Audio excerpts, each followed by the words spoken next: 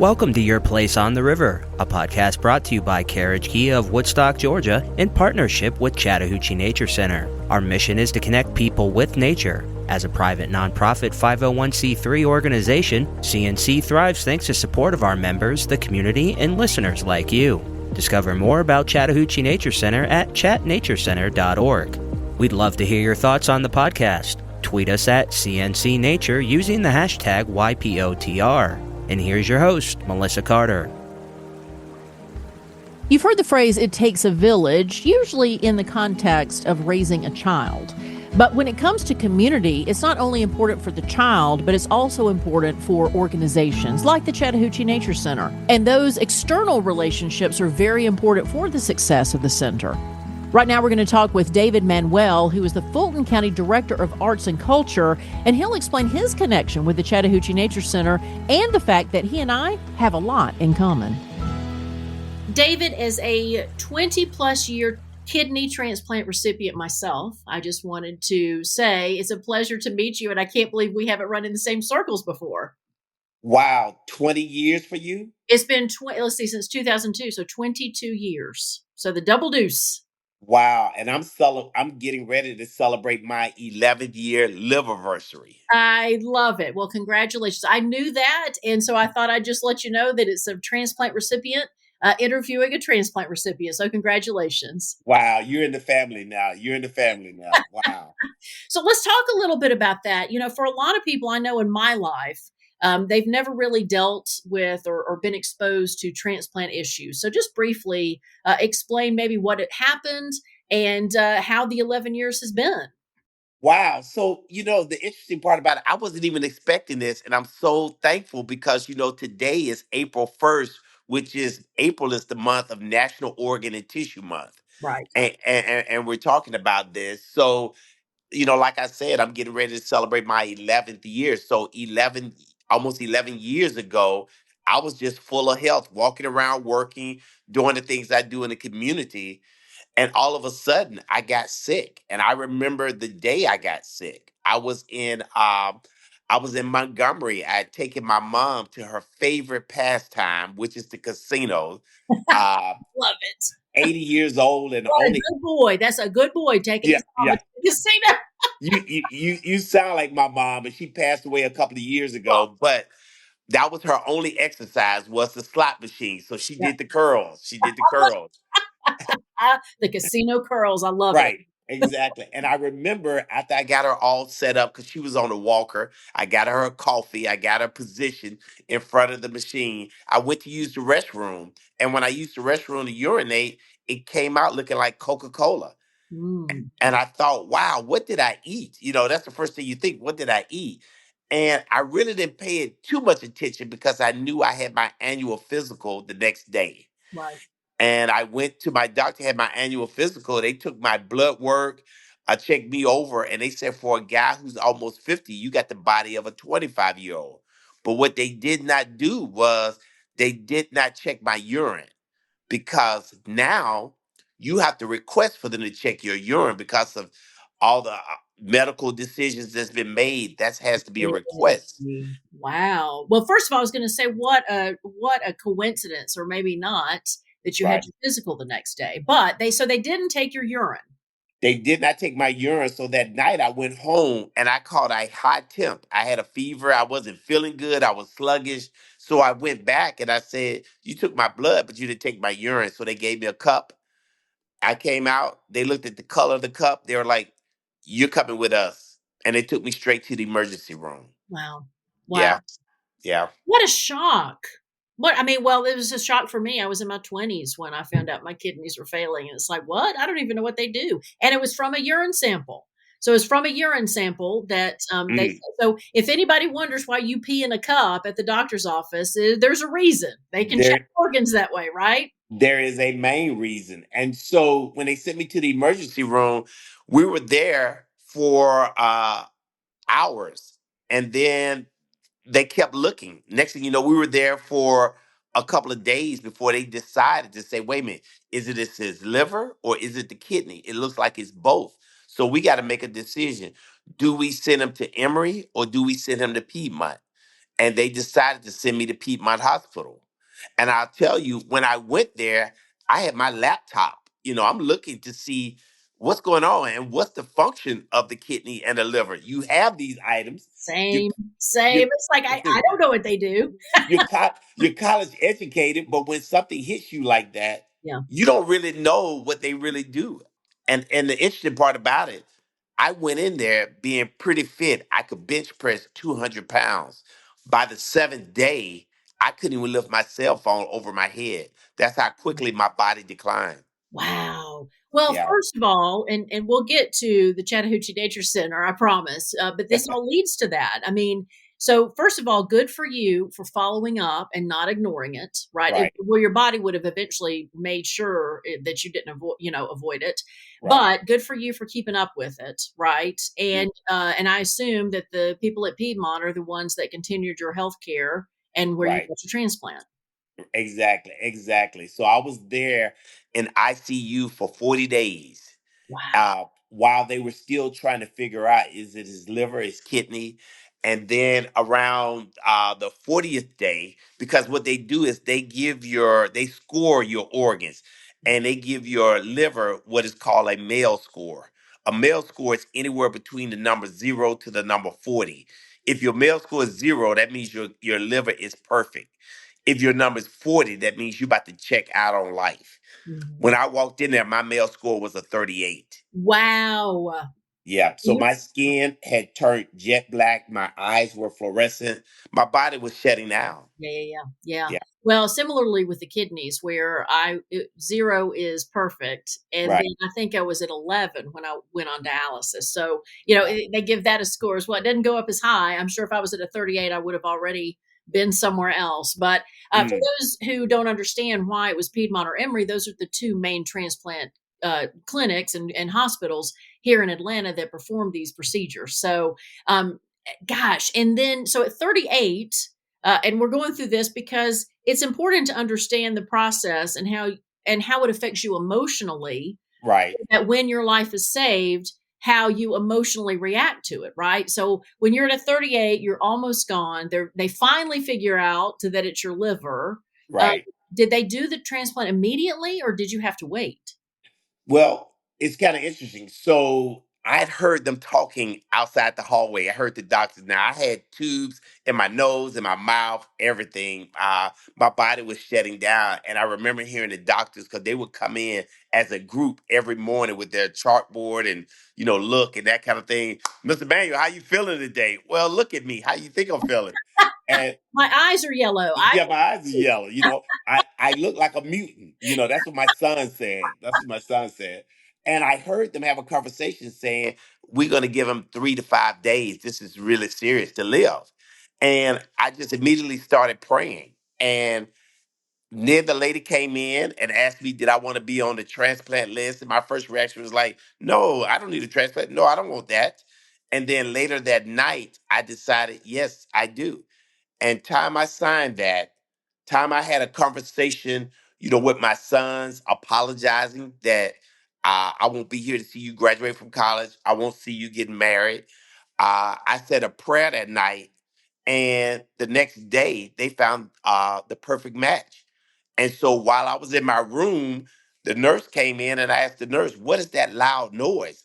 And the nurse came in with tears in her eyes. She was like, "Oh my goodness, Mr. Mayor, that's a helicopter with your liver and your surgeon. You're going to surgery tomorrow morning." And Wow. that's what happened. Wow.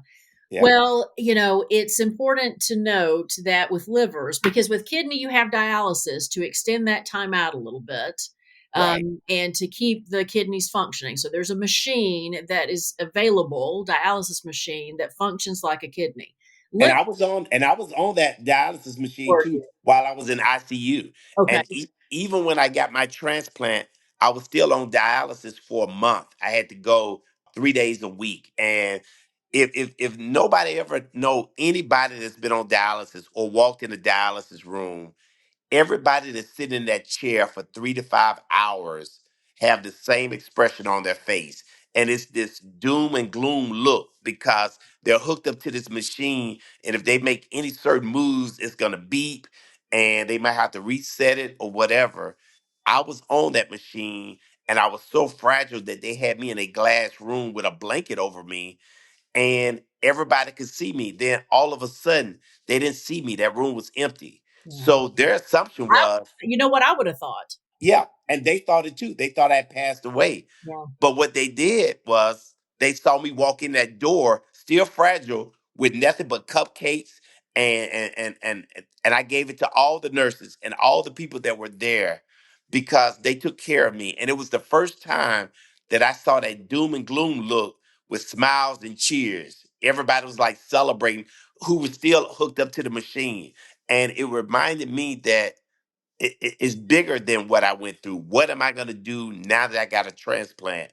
And for the rest of my life, I've been focusing on bringing awareness. Well, and I kind of, and no disrespect to veterans, I certainly don't. It's more Right, of a understanding, a loose understanding of why those who have fought in war stay close to the people they were side by side with in that war, right? Because mm, they went through a unique experience that was life threatening and they came out of it. And so they're bonded, right? And so, right, I was on dialysis for a year. And so I understand about when you go through something physical, when you go through an illness, usually you have a bond with those people, or at least when like when David and I first started this conversation, it's like, hey, we're both transplant recipients. There's an instant bond because we have faced death right, together in a unique way, right? right, And right, so I think that it's important to note that sometimes, and I feel this for myself, I don't think everybody has to go through this experience to feel or to live a full life. I right, know it inspired me to do that, and it sounds like it inspired you. So let's talk a little bit about how you got from the point of inspiration to, live life fully now that you have it back. right, Or really never really lost it, but you know what I mean. And right. how did you get to the Chattahoochee Nature Center? Wow, wow. But that's a journey right there. So I've always been in the arts. Went to high school, went to college, came here in Atlanta, graduated from Atlanta College of Art, which is now SCAD. So I've always been in the arts. And then at one point, I was a freelance artist. I was a designer for a couple of publications. And I realized these institutions are spitting out talented people every 6 months. I can't keep up with it. So I started focusing more on the management side. I was a director at the Woodruff Arts Center for 22 years, left there, went to DeKalb County over the arts for 10 years, retired there for 4 days and came to Fulton County. And now I've been with Fulton County for almost 4 years. And that's where I got in touch and met Chattahoochee Nature Center because they're one of the legacy partners for Fulton County.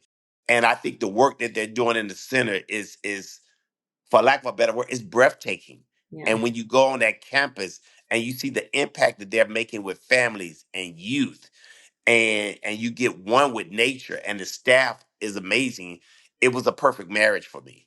Well, it's such a privilege to host this podcast for them as well because, I used to live nearby when my son was first born and I would take him there. And it almost reminded me, based on our conversation. I mean, you talk about wanting to get in touch with life. There's Mm, nothing like getting in touch with life through the arts, because the expression of life is through the arts, but also when you're out in nature, because nature is life and that's the source of life, right? And so right. I think it's important for people to understand it's important to get out there, and especially with the Chattahoochee Nature Center, they help. I don't know, educate you on everything you see that you take for granted on a daily basis. The Chattanooga Nature Center reminded me of a space that I was in after I received my transplant. I remember one of the first things that I did was I went to Piedmont Park and I sat under a tree by myself. And I stayed there for hours just in prayer, thanking God, and like, what's next? I got this new leash on life. And so when I went to visit Chattahoochee Nature Center, and I remember talking to Natasha, I like to say her name. Uh, I took a break and I went outside, and it was a reminder of where I was right after I got my transplant. One with nature, peaceful, serenity, and not trying to be too spiritual on this, but it gives you a feeling that you're closer to God. And every time I go to Chattahoochee Nature Center, I'm reminded of the process that I went through and what I needed to get there to kind of clear my mind and thought and refocus. And that's what the Chattanooga Nature Center has done for me. Well, I agree. I think that, again, for me, the transplant was the best thing that ever happened to me. The kidney disease was the best thing that ever happened to me before my son was born. I Right. always have to add that now. But he wouldn't have been here had I not had that process. And so, Mm, I think it's important to also note, and I don't know, David, if you had this feeling, but I know that I guess it was survivor's guilt, but it was also the reflection on the mm, fact there's so many who have organ failure that don't get the chance to have a transplant for yeah, whatever reason. And being an organ donor, hint, hint, is one of the ways you can help for people to be able to get an organ. But there is that sense of responsibility for me that I do what I can because there's so many that didn't get that chance. I don't know if you feel the same way. I definitely feel the same way. When you get a transplant, you cannot immediately reach out to the family. You have to wait a year. And it's really important if you get something like a heart or a liver because someone had to die for you to live. And I remember sending a letter, and the mother responded 2 years later because it was still hard for her because my donor was a 21-year-old white male named Dylan Mouton. We have the same initials, who lived in Scotts, Louisiana. When we talked on the phone, I got in my car and I drove to meet her 7 hours. And I took her to lunch, took her daughter to lunch, and we became a family unit. And the funny part about it was when I first met her and rang that doorbell, I was so nervous. And when she came to the door, I hugged her and lifted her up. And she started crying because she said Dylan would always hug her and lift her up. And from that on, our conversation just started. And we just had the best time. And now, when I post things on social media, the daughter, Natalie, will say, "Hey, brother." And I will say, "Hey, sister," because 6 men received this organ. Mhm. There's a man walking around now that can see because he has Dylan eyes. There's 2 men alive because they have his heart and his lungs. 2 men have his kidneys, and I have his liver. And I'm the only one that has connected with the family. And so there's no better gift you can give anyone than the gift of life. And I'm so thankful. Well, and it shows you Dylan how, he saved multiple lives, even though his life had to be taken, and Right. so with the Chattahoochee Nature Center, there is to be a connection because to be out of nature, you also understand the cycle of life. Mm, Because, like, we've been at the Chattahoochee Nature Center for several podcasts where it was explained that, there's some animals that are preying on other animals' babies while they're right. there, so and it's a way to also instruct the children on how nature works and and it is a cycle of life. And so I think too, being out in nature helps me understand that whenever the time comes, which is a far extension from when my time should have been, Right. that it's a part of it, that it's okay, that's what happens. And nothing like nature to teach you about how to live. One of my favorite movies is The Lion King, The Circle of Life. And you understand it as an adult, especially when you are a transplant recipient. And then you know the importance. So I go around now educating people on why it's so important to register to be an organ donor. Because, one registration can save so many people. Right. And so why wouldn't you give the best gift? You can give somebody a car, you can give them a house, you can give them money. No better gift than the gift of life. Well, and to be like Dylan and Dylan's family. And I will say that family donors like Dylan's family, to me, are the Mhm. true heroes, because when you're sick, you have to survive. But they didn't have to make that choice, and they made that choice. And to me, they're the true angels on earth. But back to the Chattahoochee Nature Center. Before I let you go, David, and your involvement there, if somebody's like, okay, all right, I'm going to go, I'm going to I'm going to go and send my kid, I'm going to go and educate myself. We're just going to walk around and see the beauty that is there. What is your favorite part, or maybe favorite parts, when you're on campus? Well, I took my whole team, my whole arts and culture staff. We went canoeing, and we had 2 canoes, and we were competitive. And the other team came back to the shore before we did, and we were mad, but it was so exciting. Getting in, not knowing what's going to happen next, and just really experiencing nature and understanding that it's a team effort. Everybody needs to paddle. Everybody needs to communicate from the front part to the back. And it was great. And even the walk to go down there. it was a nature walk, and it gave us dialogue, and it was no positions, there was no titles. It was just people enjoying nature, and it was the best team building for us. I love it. Can't wait to go back, and can't wait to bring my team. David, it's big of you to admit that you lost. So anyway, but David, thank you so much for your time. Thank you for your commitment to the Chattahoochee Nature Center, and I am glad that you were still here. Well, thank you, my dear, and this has just been an amazing conversation, so I really appreciate it, Melissa. Thanks for listening to another episode of Your Place on the River, brought to you by Carriage Kia of Woodstock, Georgia, in partnership with Chattahoochee Nature Center. Remember to like and subscribe to Your Place on the River wherever you get your podcast. Visit chatnaturecenter.org to stay updated on all happenings at the Nature Center.